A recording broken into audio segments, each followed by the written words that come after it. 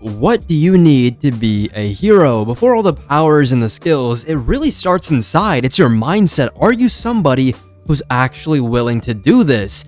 You need to be altruistic. Altruistic? Let me say that properly. You need to be selfless. You have to be willing to risk your life, your personal life for others, with no guarantee that you'll be praised or rewarded for it. That's the foundation. But then you look at a lot of these stories, and superheroes are kind of monetized. They're formed into society as jobs. You get paid for it, there are rankings, there's a full system depending on your skill and your performance. You can climb up to the ladder, you make more money, and then you get more recognition because of that. And from there, it starts to feel a little bit different because now it's like, are you saving people because it's the right thing to do?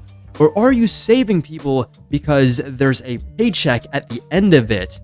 And the moment that stops, when the check doesn't clear anymore, are you still the same person?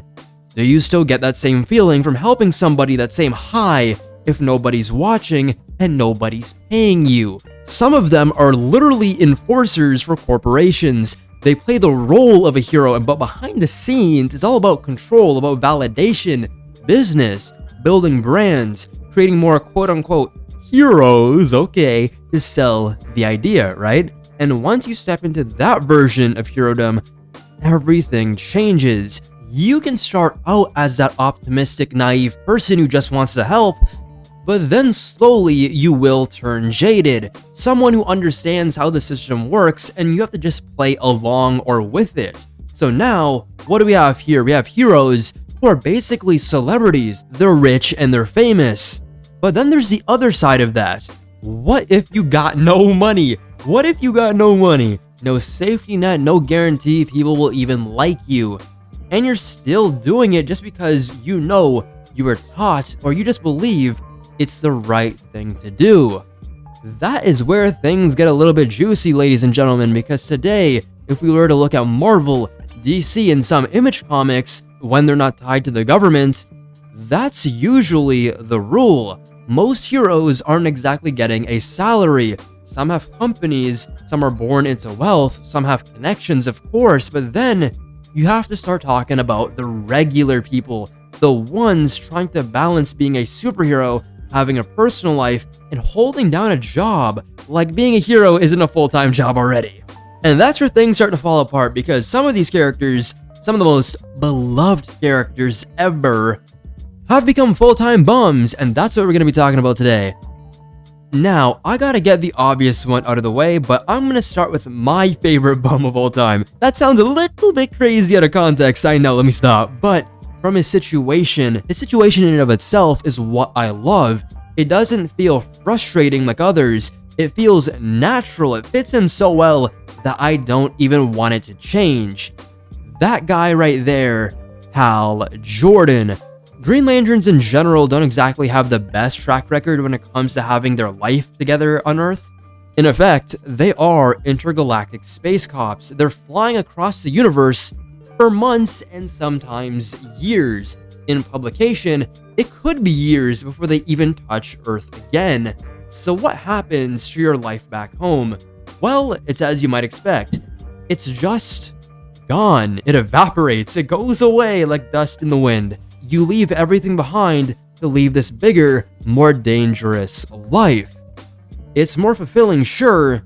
You're saving the universe, sometimes the multiverse if you're really like that. But for most, it's gone. What happens when you come back?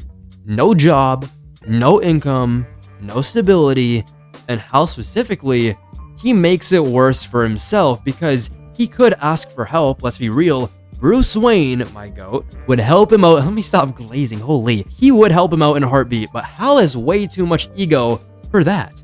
Him and Batman are some of the biggest frenemies ever, and it's always a delight to see. So instead, this man is out here with no house, no car, living in a trailer, eating pizza, possibly drinking beer, and just really existing. He has to be moving. But when he's not, he just gets a bit dirty. But the funniest part is that he's basically married to his ring at this point. The ring is everything to him. He could literally call it his engagement ring at this point. Even in the future with Carol Ferris, they literally use both of their rings symbolically like engagement rings.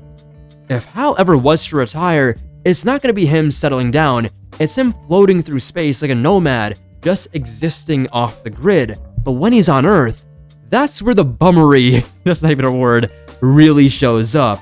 And I'm going to stop right there. I'm not trying to make fun of anything or anybody because, let's be honest, we are all grinding, but Hal is not grinding. That man will do things like try to buy Green Arrow strippers for his birthday with money he doesn't have, so he ends up making calls that he can't really fulfill. So he indirectly calls the Justice League to cover it. Of course, Bruce picks up, and Hal can't even say it properly because of his ego once again.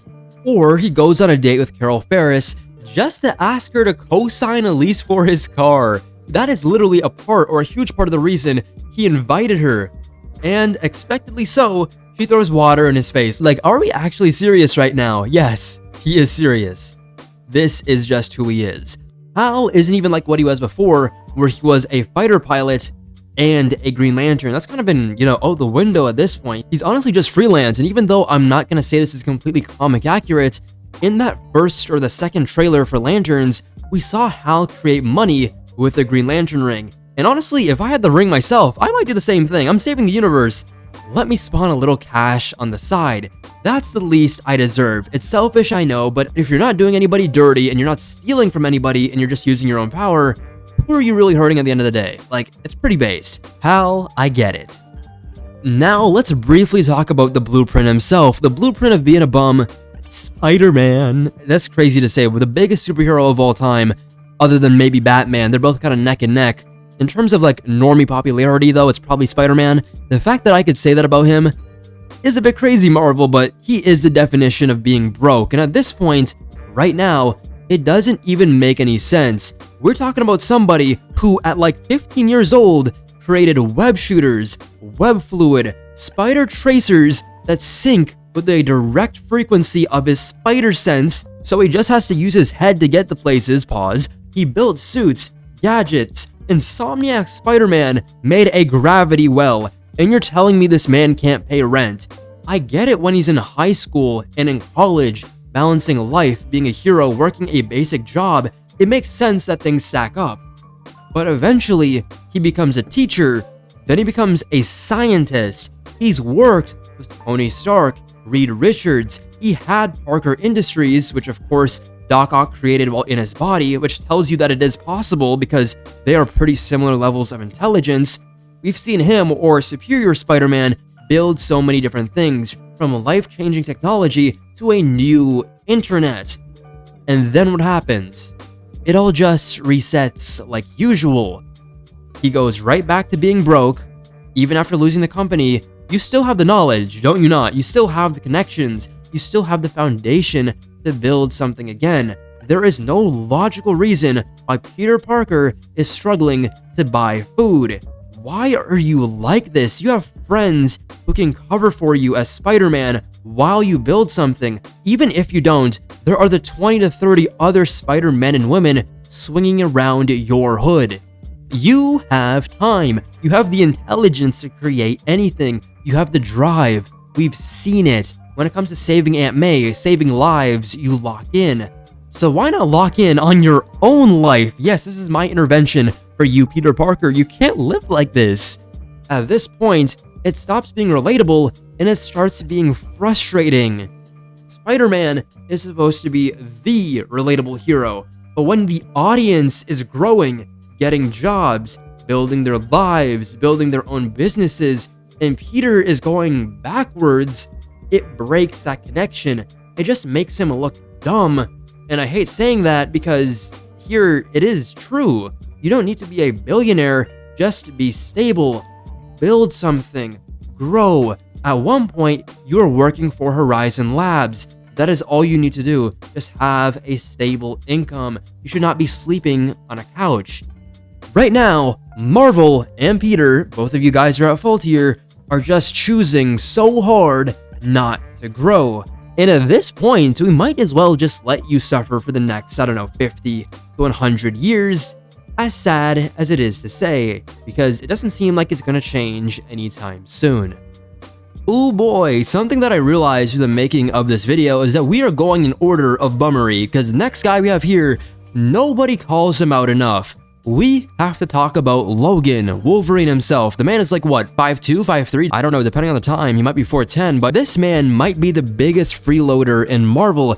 But we don't really think about that because of who he is. He's Wolverine, he's cool, he's got his claws, the attitude, the history. But when you break it down, this man has been living off of other people for years now. The X-Men, well, they have the X-Mansion. The food is covered, the living is covered. The Avengers, same thing. And since he's such a team hopper, I'm sure when he went to the Fantastic Four, it was the exact same code. He's never really had to worry about stability because it's always been handed to him through affiliation. I'm not saying he's a nepo baby because he's not. He doesn't have any parents anymore. I shouldn't have said that, but where does he get the money if he does have any? Where is it going? Beers, maybe? I know it is. Beer, cigars, burgers, some poutine, some maple syrup. Dude, a lot of flight tickets. Even in Insomniac's Wolverine game, we see him jumping from Canada, US, Tokyo, Japan, probably Madripoor. He goes all over the place. He doesn't have a home base. Other than, I don't know, when he's with the X-Men. One thing I want to put note on here is when Tony Stark saw Logan's back taxes and how much he owed over probably decades and maybe even a century, Tony looked at it, look at him right now, in shock. This man gets millions of dollars a day, and he is looking at a piece of paper in shock. Even though, I'm gonna be honest, it is completely based on Wolverine's end to not pay any taxes, because who wants to pay taxes?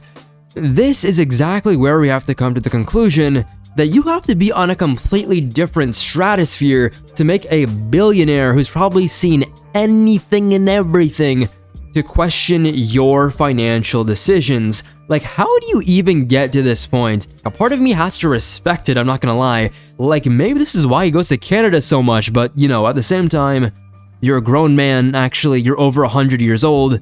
There is no excuse why you got your friends paying this much taxes for you. And it really made me think, has Wolverine ever had a real consistent job?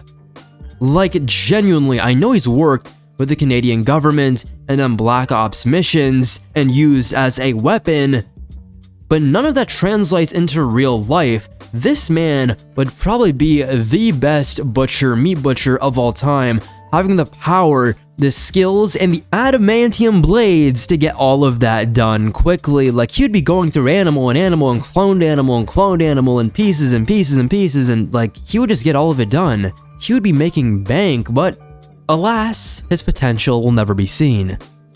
And finally, I have my pick right in front of you, the biggest bum of all time, because he died a bum. That's not funny. Actually, it kind of is with this character because it is completely justified, and that character is Rorschach. Now, as a character, I think Rorschach is genuinely very fascinating and interesting. He is one of those characters where you can't really look away from him because everything about him is extreme. It feels like every single second he might just run off a cliff in terms of his entire life goal. He's not exactly the most racially respectful person, if you know what I mean. The way he views certain things, the way he looks at certain groups of people, the language he uses, and just in general, the beliefs that he has make it really hard to genuinely be on his side. And I'm not just talking about race, I'm talking about just everything in general, his entire ideology. And I want to make it clear, this doesn't mean you can't enjoy his character. You absolutely can.